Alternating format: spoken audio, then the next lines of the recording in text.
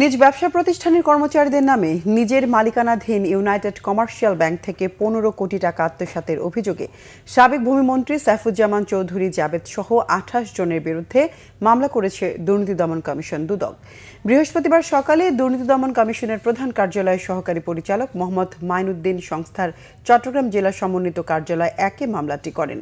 মামলার আসামিরা হল পলাতক সাবেক ভূমিমন্ত্রী সাইফুজ্জামান চৌধুরী জাবেদ, তার স্ত্রী ইউনাইটেড কমার্শিয়াল ব্যাংকের সাবেক চেয়ারম্যান রুকমিলা জামান, ভাই সাবেক পরিচালক আনিসুজ্জামান চৌধুরী ও আসিফুজ্জামান চৌধুরী এবং বোন রোকসানা জামান চৌধুরী ও আফরোজা জামান।